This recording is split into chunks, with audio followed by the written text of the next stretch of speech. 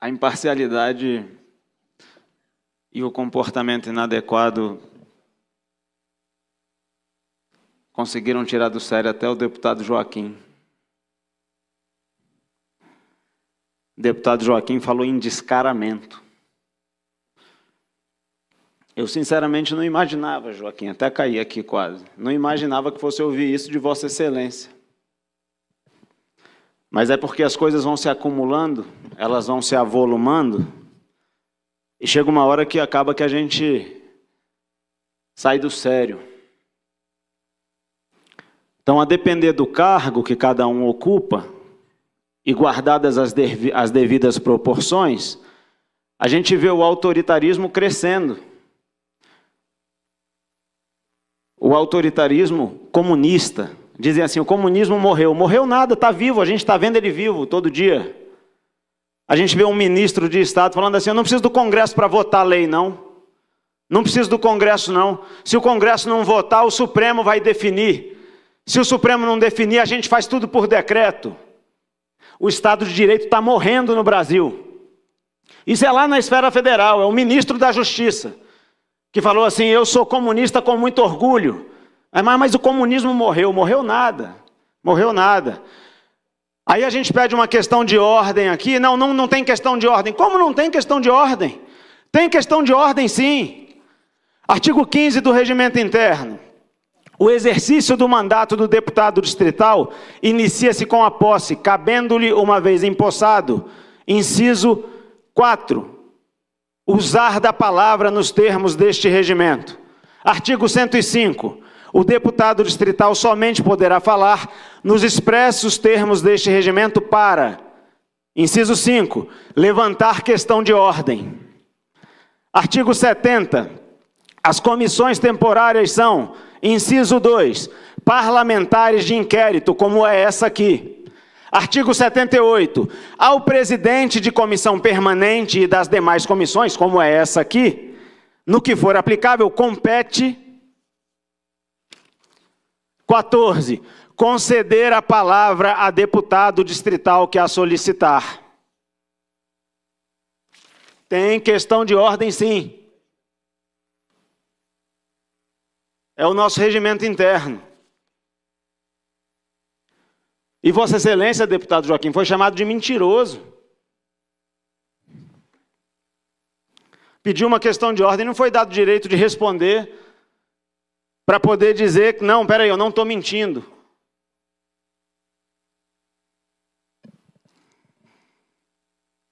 Então é difícil. É difícil. Aí tem requerimento assinado por 4 parlamentares que integram como titulares ou suplentes esta CPI. Não foi votado. Vai votar só quando houver outra CPI. Não vai haver outra CPI. É só essa. E a gente vai deixar de ouvir uma testemunha ocular que estava lá filmando e fotografando e fazendo uma armação, como disse o deputado Joaquim, fingindo que uma porta que estava aberta estava trancada e conferindo com o pessoal para ver se a foto ficou boa e depois se cumprimentando como se amigos de longa data fossem. E a gente não vai ouvir. Fica para a próxima CPI, que não vai acontecer nunca. Então, às vezes é de perder a paciência. Até o deputado Joaquim perde a paciência às vezes. O ministro Flávio Dino não é a incorporação da lei no Brasil. E data venha, presidente, deputado Chico Vigilante, Vossa Excelência não incorpora o regimento interno. Em várias sessões ordinárias aqui, Vossa Excelência pede 3, 4, 5, 7 questões de ordem e é sempre deferida, porque é direito do parlamentar falar. Vossa Excelência nunca teve o direito cerceado de falar na Comissão de Constituição e Justiça, a qual eu presido. E nem terá, porque é seu direito falar, é seu direito regimental. Em outra ocasião aqui nessa comissão, Vossa Excelência interrompeu o secretário Júlio quando ele respondia uma pergunta. Hoje Vossa Excelência permitiu acertadamente que o coronel Fábio terminasse de responder, mesmo após expirados os 25 minutos do deputado Fábio. Mas não dá para ter dois pesos e duas medidas. Não dá, é errado. É errado conosco, é errado com esta casa, é errado com a população do Distrito Federal. A mesma voz que os deputados de esquerda têm nesta CPI, os deputados de direita têm também. Ou pelo menos era para ter.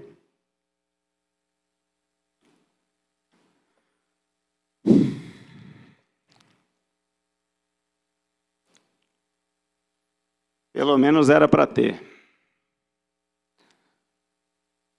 Mas há uma espécie do monopólio da virtude, do monopólio das qualidades. O politicamente correto não amordaça só lá fora, não. Amordaça muitas vezes nas casas legislativas também. E só um espectro pode falar. E quando o outro fala, quando lhe é permitido falar, é rotulado de um monte de nome, e de qualificação e adjetivo. Eu ia dizer um monte de ista, mas hoje não foi ista, foi mentiroso. Então fica aqui o meu desagravo. Metade do meu tempo foi embora no meu desagravo a Vossa Excelência, deputado Joaquim. Mas a sua educação nessa casa aqui, desde sempre, deveria ser respeitada, e eu gostaria de falar essas palavras antes de fazer as poucas perguntas que ainda tenho depois dos meus colegas. Coronel Fábio, com o pedido de perdão pelo desabafo, protocolo tático operacional. Vossa Senhoria falou que o Palácio do Planalto fica a cargo do GSI. Confere? É o protocolo tático integrado. Protocolo tático integrado, obrigado. Sigla PRTI. Obrigado. Essa era a dúvida que eu queria tirar. É importante, Vossa Excelência, saber que esse protocolo ele foi construído lá atrás com a participação de todas as instituições, tanto do governo federal quanto do governo distrital, secretarias, agências. Inclusive, ele estabelece essa matriz de responsabilidades lá. Ele é o embrião das operações integradas aqui no Distrito Federal. Toda operação na Praça dos Três Poderes é integrada? Normalmente, se for de conhecimento prévio, sim. Então, no Palácio do Planalto, a responsabilidade é do GSI. Confere? Pelo protocolo tático integrado, sim. A do Congresso Nacional fica a cargo de quem? Polícia Legislativa. A do Supremo Tribunal Federal? Da Polícia Judicial e, salvo engano, a Polícia Federal também, né?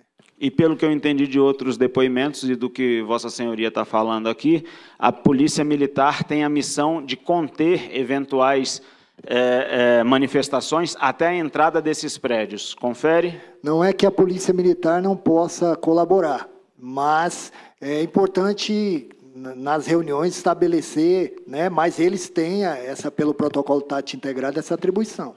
Vossa Excelência, Vossa Senhoria já falou que não houve essa coordenação, eu vou pular essa pergunta. Os gradis, normalmente, eles ficam colocados lá com o barramento ou sem o barramento, via de regra? Todas as manifestações que eu estive presente, trabalhei, a exceção do dia 8, é com barramento. É porque isso traz uma segurança na contenção. Então, em todas as outras tinha barramento? Eu não posso... As que eu presenciei, sim. Era ali na frente do Congresso, havia uma linha na frente da Avenida das Bandeiras e outra lá na Avenida José Sarney, sem barramento. Quem é responsável pelos gradis, coronel?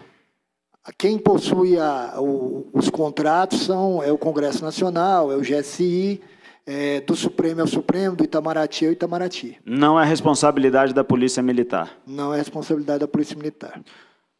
Eu sei que Vossa Senhoria já respondeu. A inexistência do barramento inviabilizou a contenção daqueles criminosos? Inviabilizou porque quando eles se aproximaram, eles puxaram, e aí como não estava travado, as grades foram para um chão para um lado e para o outro, e aí permitiu que atropelasse o policiamento, o efeito manada, né? Naquelas imagens que a gente viu mais cedo, a Polícia Militar estava colocada no lugar certo ou no lugar errado? Para conter os manifestantes? Deputado... Em especial em relação aos gradis. Eu acredito que a Polícia Militar estava colocada no lugar certo naquele cenário que existia ali. O negócio que normalmente numa operação Ali a gente trabalhava com um gradil na frente do Congresso e outro na frente da Avenida das Bandeiras e preservava a Avenida das Bandeiras somente para o policiamento. Houve algum óbice à atuação da Polícia Militar naquele dia, coronel? O que o senhor chama de óbice? Detalhar, se o senhor puder detalhar. Alguém atrapalhou ou tentou impedir a atuação da Polícia Militar naquele dia? Que eu tenha conhecimento, ninguém tenha tentado atrapalhar ou não. O senhor fala, seja policial ou seja... Policial, Exército, Polícia Legislativa, GSI, alguém tentou impedir o trabalho de vocês? Dentro do Palácio Planalto foi amplamente divulgado, né? Após efetuar, acho que 182 prisões, feitas pelo comandante do BP-Choc, Major Cunha, parece que, não sei dizer quem, mas parece que alguns integrantes do Exército havia interferido e o Major Cunha foi bem firme, não permitindo que quem estava sendo preso no momento fosse solto. As prisões foram efetuadas no ato, dentro, então, do Palácio? Dentro do Palácio do Planalto. O restante da turba, que foi identificada como tendo cometido os atos de depredação, parte daquela turba se evadiu. A Polícia Militar fez algum tipo de perseguição a essas pessoas? Perseguição não, mas nós fizemos um acompanhamento na tentativa de realizar mais prisões, né? Até chegar no acampamento, nas proximidades do setor militar urbano, onde estava instalado o acampamento. Houve algum problema na hora de fazer esse acompanhamento e na tentativa de prender essas pessoas ao longo do tempo? Houve alguma dificuldade para que vocês pudessem se movimentar com celeridade em razão da falta de equipamento necessário, balas, que a gente chama de bala de borracha, esse tipo de equipamento? Houve um determinado momento que foi preciso repor a munição química, né, que é o que faz a dispersão. Mas, além disso, também era um contingente muito grande. Então, a gente tem que usar de toda uma metodologia para que seja efetuada a prisão e não provocado um outro incidente. Vou tentar detalhar para o senhor. Na rodoviária de Brasília, o senhor tentar prender 5.000 manifestantes nas proximidades pode causar um caos dentro da rodoviária.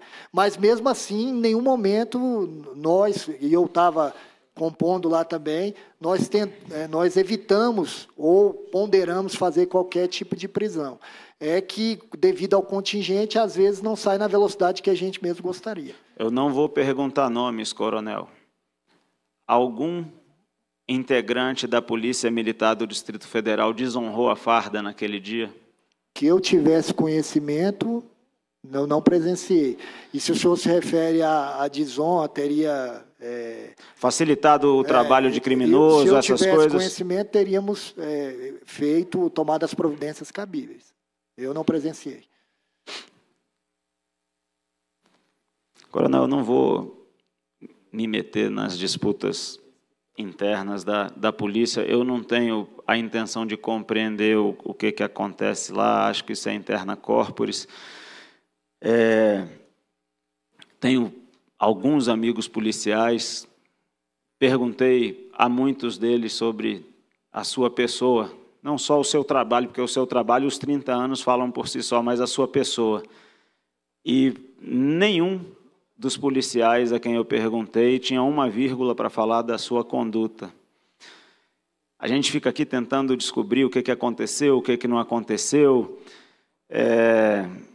quem quer ser comandante, quem não quer. Eu imagino que todo coronel da polícia tem a aspiração de ser comandante um dia. Acho que isso é até natural do ser humano. É uma pena que isso tudo tenha acontecido, a gente fica tentando ligar os pontos aqui, nem sempre consegue. Obrigado pelas suas respostas, obrigado pela firmeza das suas respostas, pela ponderação, pela tranquilidade e obrigado pelo seu trabalho ao longo de 30 anos de corporação. A população, eu falo em nome do povo do Distrito Federal, o povo do Distrito Federal agradece à Polícia Militar pelo trabalho que desempenha e pelo esforço que faz para garantir a segurança do povo daqui. Muito obrigado e eu encerro aqui as minhas palavras.